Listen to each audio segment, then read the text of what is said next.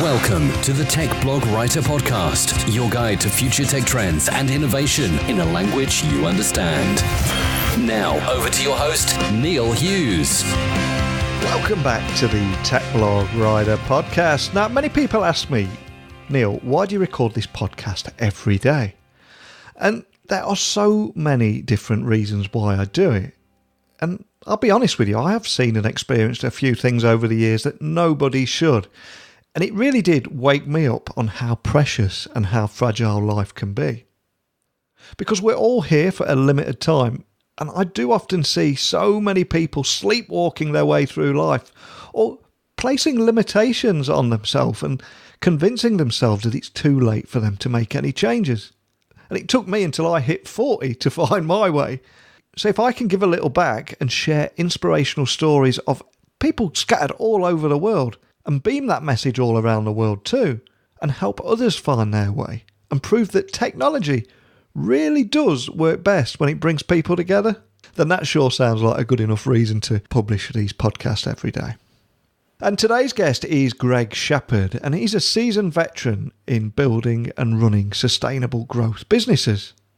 His former company, Affiliate Traction, was acquired by eBay Enterprise Marketing Solutions in January 2016, and the following year, the company was rebranded Pepperjam during a transaction that earned them the prestigious Tech Deal of the Year over $250 million award, as well as the Private Equity Deal of the Year award over $500 million to $1 billion, and the Cross-Border Deal of the Year over $500 million to $1 billion, and the M&A Deal of the Year over $500 million to $1 billion award. And that $985 million deal comprised a purchase and sale of more than 14 companies, including AdAssured, another company founded by Greg and garnered by him, and earned him a spot among the elite in performance marketing. And all that is incredibly impressive. But it is nowhere near as impressive as his inspirational backstory, and also his outlook to life too. And my interview with him today it will stay with me for a long time. And I hope if you're a startup founder, you're able to take a few valuable lessons from our conversation today, because there is pure gold hidden in there. So buckle up and hold on tight as I beam your ears all the way to California so we can speak with Greg Shepard. So a massive warm welcome to the show. Can you tell the listeners a little about who you are and what you do? Sure. My name is Greg Shepard, and I started as an entrepreneur, done, 12 companies, and then exited them. And then most notably, I built a company that sold to eBay, and then we had a cross-border transaction carve out from eBay that I participated in, where we bought 14 companies, sold 12, bought another one of my companies and another company, and it won actually 4 private equity awards. It was a $925 million transaction, and Magento was actually one of those companies. Wow. I mean, here in 29, you are a major Silicon Valley angel investor and VC, but it hasn't always been that way. And one of the reasons I invited you on the show today is I love sharing inspirational startup stories and from the world of tech, and how anybody listening can follow their dream and really make a difference. So can you share your story from humble beginnings to actually going on and not only achieving success, but actually giving away $3 million after your first big deal too? It's a fantastic story, it really is. Yeah, so I, started, my mom was a nun, my dad was a priest. They left the church to take care of kids, and in doing so, they didn't have very much money. They really wanted to foster and adopt, so I was raised in a family of foster and adopted children. And then, we didn't have any money, so I built my own businesses when I was a little kid. I used to sell Rubik's Cubes, and actually, later on, when we were in a pretty rough neighborhood in Oakland, California, there was a lot of gangs and stuff. So my mom moved us to the country, and I would catch rattlesnakes and sell them as exotic pets to the pet store. And then the rattlesnakes ate rats. So I bought 2 rats, bred them, and then started feeding them so I could feed them the product. It was a 2-sided platform, basically. I could sell them the rattlesnakes and so I started building tech companies and built this one company and built it up and sold it. And like I said earlier, and it was really, really exciting. And there was a lot of people that really helped me. And so I gave away $3 million to the people that work for me. And it was the most inspiring thing I'd ever done. And it was full of magic to watch people, pay off student loans and put their kids through school and buy houses and, pay for their kids' weddings. And it was it was magical. And that is what it's all about. And it's so refreshing to hear that story being told. And you have been on an incredibly inspirational journey. But in 2016, you sold 2 of your 4 companies to eBay. And I think it was over $900 million cross-brand deal, and have helped 12 plus companies get acquired. But for anybody listening at the beginning of their startup journey that could be going through a bit of a tough time at the moment, or trying to achieve funding, or so many other stages of that journey, what advice would you pass down to that person? I would say, first of all, I'm working on a TED Talk that I'm doing later, and I tell them you need a handful of things, and that each finger in the handful is focus, drive, enthusiasm, discipline, and optimism. And those things I think are critical. That's one thing I would tell them. And the other thing I would tell them, I think, is, and this is something that I always get into debates about with investors, is that when you start building a business, you have to understand who your buyer is. And a lot of people don't do that. A lot of people say, oh, well, I'm building a business. I don't need to know that's down the road.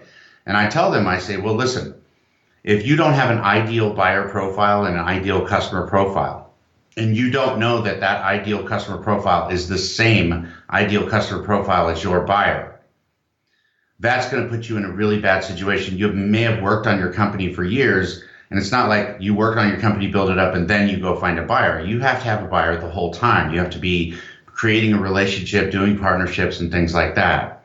So I tell people, I'm like, if you were to build a product, you would have a customer in mind. You would be solving a problem for a customer. Well, your whole company, to a good buyer, to a strategic buyer, is just a product to them. Most of the time, they don't need your customers, not the good strategics, not the good synergies. They have customers and they've already paid for them. The customer acquisition cost has already been absorbed. So if you're building a company and you make sure that your buyer and their buyer is aligned, they see acquiring you as an additional extension to their existing investment in their current customers. And your whole go-to-market strategy should be aligned with that. I see people raising capital, and in my own investments too, where I say, they're like, I want to raise $5 million. And I'm like, well, why do you want to raise $5 million? And they say, well, because I have a go-to-market strategy that's $3 million. And I say, well, what is your go-to-market strategy? Well, it's going out and acquiring customers. Well, why are you going to go out and acquire all these customers? Well, because I want to have revenue.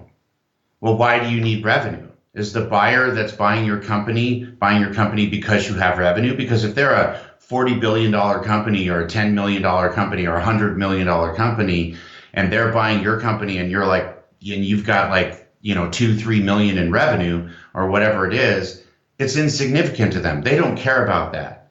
What they care about is growth, margin, and retention. Growth says people want to buy your product. Margin says you can do it at scale. And retention says people want to hold on to your product. And attachment rate is when you have a buyer and you acquire some of their clients and show those 3 drivers on their clients, on their current customers.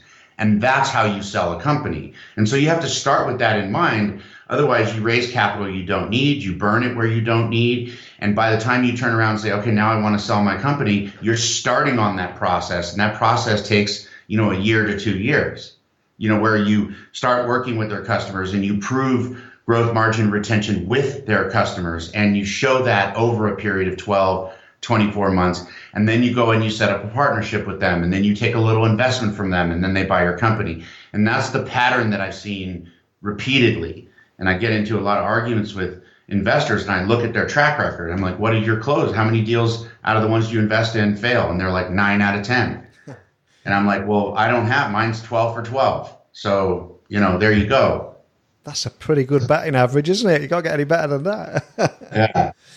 So, I was just about to ask, why do so many startups struggle to get acquired from your experience? But it sounds like you've answered it there. And is it all because of not doing that early work around growth, margin and retention and kind of skipping those steps, would you say? I think it has to do with that, but I also think it has to do with them not planning for the acquisition, right? So, if you're building a company that sells widgets, and you have a better widget than everybody else has, or you have a bolt-on to an existing widget, then when you go out, you need to identify, I call them your ideal buyer profile. So you go out and you find 3 to 5 companies that would buy your company. And then you justify that acquisition by building user stories. So I am X and I want to Y so that I can Z, right? And when you build that out, then you say, okay, who are their customers? And what are their customers' ideal profile? And then you go out and acquire their customers. So let's say they have a base, which is their total customer size. And I'm just using random numbers all over here. But let's say they have 1,000 customers. And you say to them, I'm going to acquire 10% of your, you don't tell them this, but in your head, you say, I'm going to acquire 10% of this buyer's customers. And then you get, out of that 10%, you get 50%. You've shown a 50% growth rate on their customers. That's attachment. Now, if you retain those for 12 to 24 months, you're showing that you can retain them for 12 to 24 months. Now, if you show that you can scale, meaning you can actually, have margins increase and show economies of scale over time, now you have the magic trio, right? That trio on their base makes it so why wouldn't they buy you? You've proven to them already that you're a perfect acquisition for them. Does that make sense? Absolutely. And another thing that I read about you is that you also think that it's incredibly important to build relationships with potential buyers, but building those relationships very early on in the process. So can you tell me a little bit more about why that's so important? And also, are there any good or bad examples that you could maybe share that would highlight that? Yeah, I can give you both good and bad. I think, with regards to the relationship, one of the things outside of the actual numbers, so you have growth, margin, retention, and the assumed attachment rate as value drivers for a buyer to look at your company and value the acquisition of your company. But the other thing is the culture fit, right? So this is an unsaid but very, very real thing. So if you look at a lot of companies where the company will go out and buy another company or even looking at buying another company, there is a certain amount of time where the two companies are trying to figure out whether or not they can work together. If there's a culture, if they're the same, you have a big company that's very corporate and you have a startup that's, a startup, where people are a little more wild and, the big company people are a little more laxed, they're under the umbrella of the big corporation. The startup people are hustlers. Startup people get frustrated with the big company. Startup people leave. The investment goes down the toilet, so on and so forth, right? Or the startup gets acquired and they lose their hunger because now they're, everybody's fat and happy, and they're not as motivated to build the new company. So these situations are very common, and it's an unsaid thing. So and it can draw out an acquisition for a long time. So what I suggest to people is I say, look, if you want to, so I specialize in selling companies in 24 to 36 months, right? That's my game plan. So I pick up a company at a point where I think I can make that happen. So usually when they have what I call market and buyer validation, and that's validated by somebody buying their product. And then right at that point, immediately at that point, I start figuring out who the buyer profiles are. And then you have the entrepreneur go out and start building this relationship through a partnership. Hey, I'm so-and-so, you make the introduction and you're warming up to them, they're warming up to you, you're starting to work together, and you show that the two companies can work together for a period of 12 months or so. So, the thing I tell entrepreneurs, I'm like, look, let's say you work on your company for 5 years. And then after 5 years, you go, okay, I'm ready to sell my company. So first of all, how do you know you're ready? Second of all, what tells you you're ready? Just because you decide you're ready? Like if you have no metrics and no buyer, you don't know how close you are to that, right? Yeah. Second of all, that means that you're starting the process right then. right? So that means you're starting to have that phone call with them. You're starting to develop this relationship, and that work still has to be done. And that could take a year or more, right? So you have to really start that. It's a big relationship thing, even outside of the drive. Even if the drivers line up, they still can step back and go, yeah, it's not a good fit. We just don't think it's a good fit. So it's really, really important. And for any entrepreneurs listening, how can they better seek to pivot focus to long-term exit planning? Is there any tips around that you could offer? I do in BOSS, the Business Operating Support System book that I'm writing called Meet the Boss. What I call it is, I call it the North Star. Yeah. And so that was a shameless plug, by the way. Sorry about that. So, you have the North Star, and I call it the North Star because you can always see the North Star. When people get lost, they have the North Star. And I tell people, if you are ready, fire, aim versus ready, aim, fire, I tell them if you're trying to cross the ocean and you're 1 degree off on your compass, you're going to land on a different continent. So you have to know where you're going and constantly align yourself to that North Star. And you can change your North Star, but you need to start with something. So I tell people the first you have to have is the what. So what is your business and what is your product? And they need to be separate. So that's just description, feature, and benefit. And then you have why. Why should somebody buy your company? And why should somebody buy your product? And that's problem, solution, and impact. And then you have the who, and that's the ideal buyer profile and the ideal customer profile. And then you have the when. And this is also very important. BOSS uses a from X to Y by date algorithm in a lot of the BOSS methodology. And that's because if you don't have a date, it's like running a marathon without a finish line, right? You lose the interest of your people. They know they're in a startup. People lose interest. People stop running when there's no finish line. So you have to have that win. Now that win can change, but you need to say, I'm going to accomplish this by this date. And then now after you have the win, you have to establish the how much. And people always go crazy on this one, right? The investors, and I don't know how much as I can get. I don't know, all this sort of thing. And I say to them, listen, if you don't know how much, then you don't know how much money you should take on. You don't know how close you are. And you don't know what kind of dilution you can take on. And more than anything, you don't have alignment from the board. A lot of times I'll get deals that are cleanups, right? So there's a misalignment with the board, the company's off, they've been draining money, the investors are tired of putting money in, and they'll send it over to me to work on, right? And so when I work on this deal, what I'll do is I'll sit down and I'll have a conversation with the board or the management team first. And I'll say, listen, management team, what is your exit strategy? Which is all those things, right? What, why, when, how much? And then I'll align those things. So you go into the board meeting, and I had one of these the other day. You go into the board meeting, you're like, look, the fact of the matter is that in order for this company to exit in the next 12 to 36 months, you're looking at a $15 million exit. And, the board comes on and they go, what? I thought this was going to be a $50 million exit. And I'm like, where did you get that from? And they go, oh, we just thought that. And I was like, well, then you have misalignment, right? Because they've been giving out money looking at the upside, and they've been looking at it incorrectly. So a lot of times the valuation is too high because of that, and then they can't take on money without doing a down round. Or a lot of times they're trying to build this company out, and there's just false expectations. And so this time cost of money is off. So they're like, yeah, I can't wait 5 years for this exit if it's going to be 15 million. I thought it was going to be 50 million. So there's a lot of alignment there. And how close are you to that exit? Well, you have to have a trending line. You have to say, well, growth, margin, retention, and attachment, my top and bottom line revenue need to be at a certain place for us to be ready for an exit.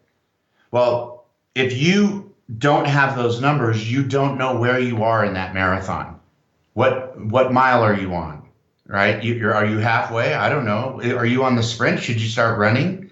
So companies buy companies. If you look at it like a bell curve, and all companies have that bell curve, right? They reach a peak and then they drop down the other side.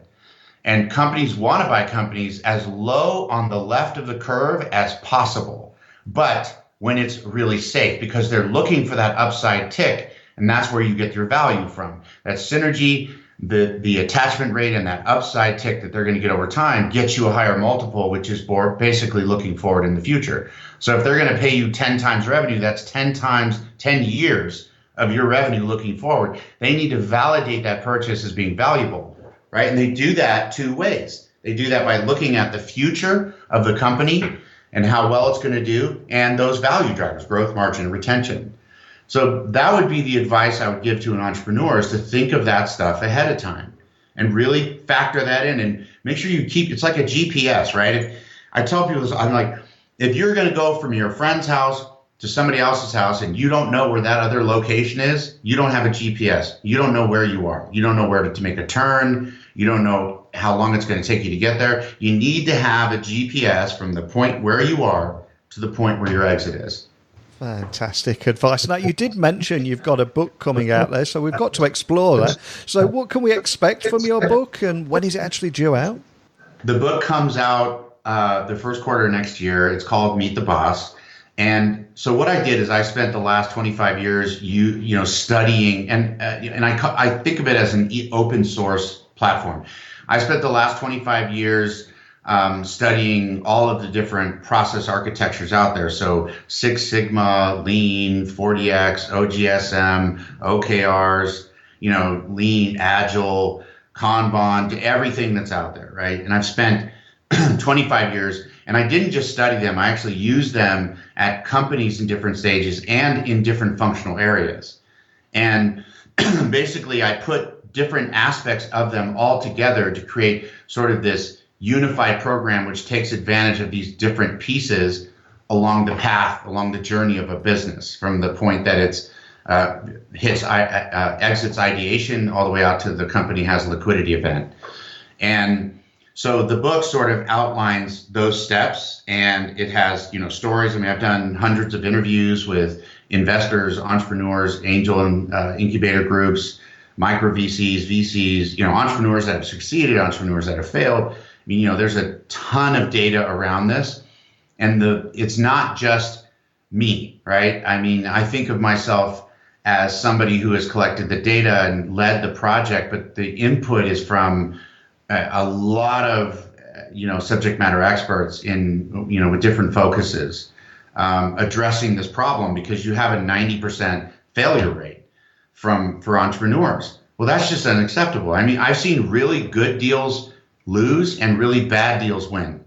And it has to do with their ability to execute. And most of these entrepreneurs don't have the experience. So you have to give them a framework. It's like bowling with guardrails. It's like, making sure that you're staying in the ropes all the time, and you're not coming off the rails, with your business, and you're moving forward over time. And Boss was built for that. My passion actually for that came from, growing up without any money and looking at the economies today and seeing this massive consolidation of wealth. And what I want to do, and so this is what my passion is to have that consolidation of wealth exit to companies that are founded by entrepreneurs. And that helps with wealth distribution, right? It gives it to entrepreneurs, because I've seen these entrepreneurs win, and you get these people that really deserve to win, and they've earned it, and they're humble, and they're very charitable, and they have a different level of appreciation. And those sort of people deserve to get that wealth distribution. And that's my motivation for putting together Boss. And you seem to keep yourself incredibly busy, because I believe you've also got a TED Talk coming up as well. I mean, tell me all about that, where that's going to be, and what to expect from them. I'm not sure exactly where, but I'm trying for LA. Yeah. The subject matter is overcoming obstacles. So the narrative has to do with the handful that I brought up earlier: focus, drive, enthusiasm, discipline, and optimism. And the idea is to help, TED Talks aren't just business, so it has to be more universal. But and I've used it, to run marathon. I have asthma, right? And I've run a marathon, and I've rock climbed the face of El Capitan, which is the largest piece of exposed granite in the world. And namely, I mean, I've done a lot of different things. I could go on and on. Oh, but you've got to give me a few more now. I wrestled a crocodile. I did bullfighting. I swam with the great white sharks, and while they were eating seals, which was absolutely terrifying. I've done a luge, where you go down the ice, in a luge, bungee jumping, skydiving, hang gliding, parasailing, paragliding. It just goes on and on. And I do one of these things every year. This year, I'm going to ride 600 miles on a bicycle. Last year, I decided I wanted to deadlift 500 pounds 5 times. And so I spent a year doing these. The year before that, it was a marathon. I did the John Muir Trail, which is 200 miles and 30 mountains twice. I've climbed 14,000 foot mountains. So anyway, you get the idea, kind of getting silly now, but you get the idea. Fantastic. And I've got to ask, have you got next year's lined up? Are there any other big items on your bucket list that you're desperate to tick off over the next couple of years? I want to go into space next year. Oh. So I want to go outside of our atmosphere and look at that little blue line that makes Earth happen, and see the beautiful planet that we live on, this spaceship that we live on, all together from a distance. Yeah. I'm very worldly, and I think of everybody as my brothers and sisters on this little rock floating around in space together, and I want to see that from a distance.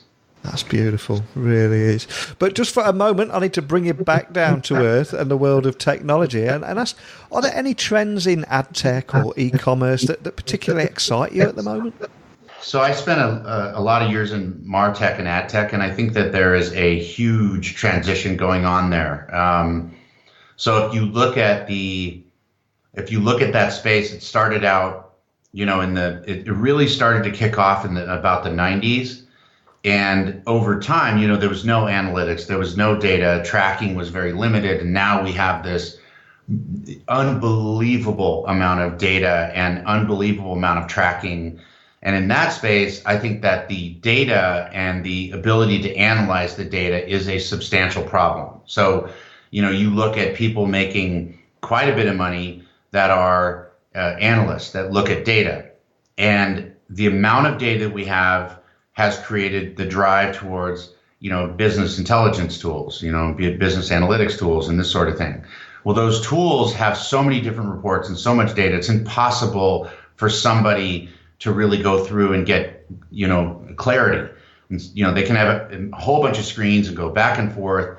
But really, I think that where that's going to move to is machine learning. I think that machines are going to learn how to look at the data without having to pull reports and analytics and all that, and follow the orders of the user to figure out what that data actually means. And that's where things are going to change. That's one thing. The other thing is, the personal information and privacy is really, with GDPR and, all the updates as far, and you could go on and on.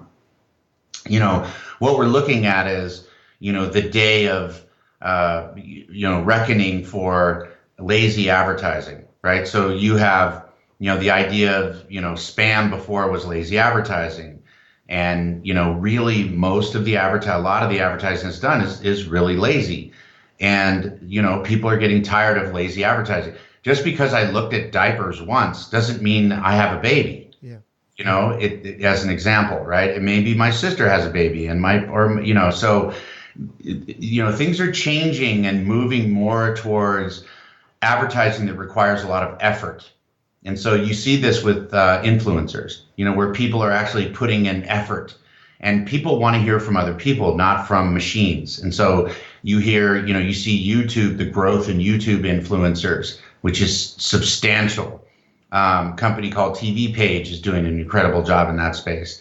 And then you see the influencer space for Twitter, Instagram, et cetera, really, really growing, and people starting to realize the value of humans talking to other humans, like referrals. And so I think that's something. I think robotics, and everybody talks about robotics, but I think robotics is another big, but I think the robotics that we've used thus far is for manufacturing. And I think, the ease of human day-to-day stuff is where robotics are going to start to become more handy. And I don't mean really super advanced robots. I mean intelligent machines that are connected to the IoT that make things a little easier to run through your life. Now, the other thing I think is that universal single platform technologies are a really big thing all over the place, right? So you have, if you're an average user, you have Skype and you have WhatsApp and you have chat and you have, all of these, there's so many different things. You got your Facebook messengers and all these things going on. There's so many different places for people to get a hold of you. And I think more and more users are starting to realize that there is so much out there that, somebody has to consolidate this somehow into a single interface, or people will just start to drop certain things, right? So you see people go, yeah, I don't use that.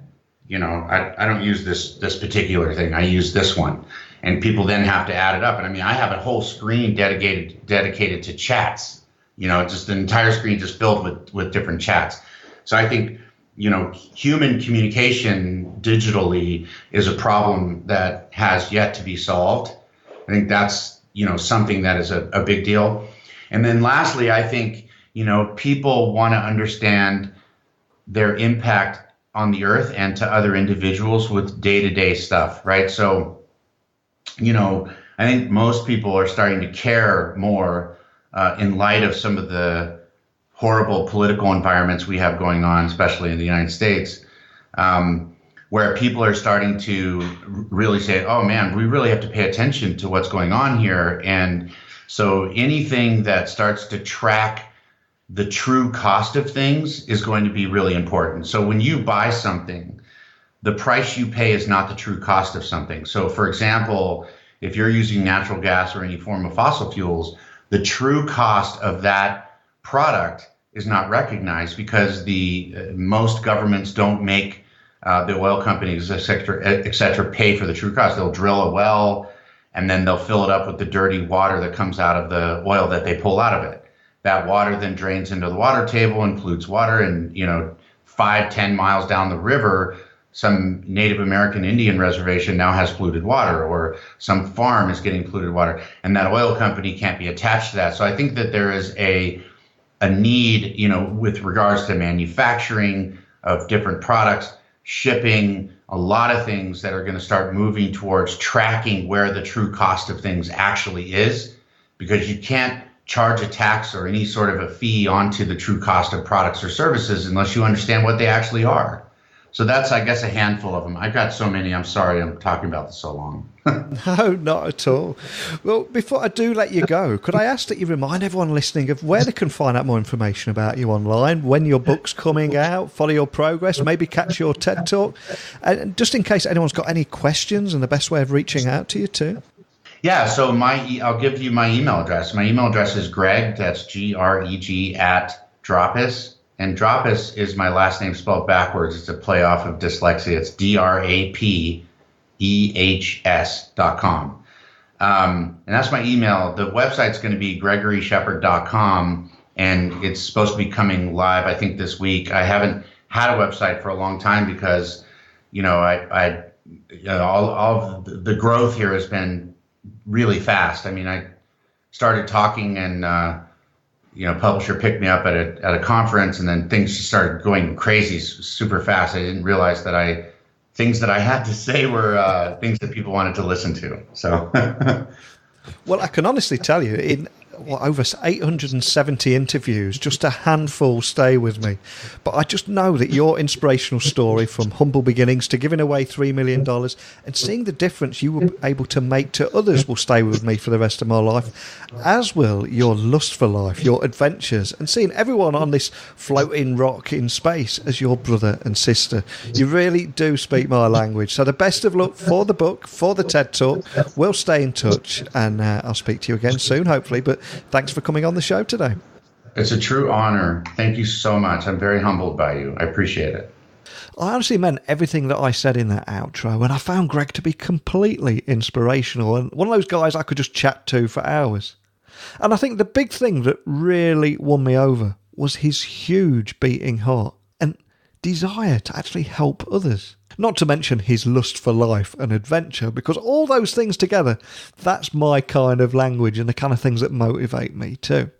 And we did cover so much ground today, as, for example, why startups struggle to get acquired, the importance of building relationships with potential buyers early on, how to craft the ideal customer profile and the ideal buyer profile, all washed down with some tech trends in the ad tech and e-commerce space. Not to mention his book, Meet the Boss, the Agile Playbook for Startups, which is coming out next year, alongside with a TED Talk. And I've just got a feeling that I'm going to be chatting with him again in the not too distant future, and I genuinely hope that I get to meet him in person and chat about life, the universe and everything over a few beers one night. But what did you think? Please share your thoughts, your insights, or feel free to ask me any question by emailing me techblogwriter@outlook.com. You can tweet me at Neil C. Hughes, or check out any of the 870 plus interviews we've had on this podcast over at my website, techblogwriter.co.uk. But it's time to leave rainy old England now, so I'm going to bid you all a fond farewell, but have no fear, I will return tomorrow with another great guest. So thanks for listening as always, and until next time, don't be a stranger. Thanks for listening to the Tech Blog Writer Podcast. Until next time, remember, technology is best when it brings people together.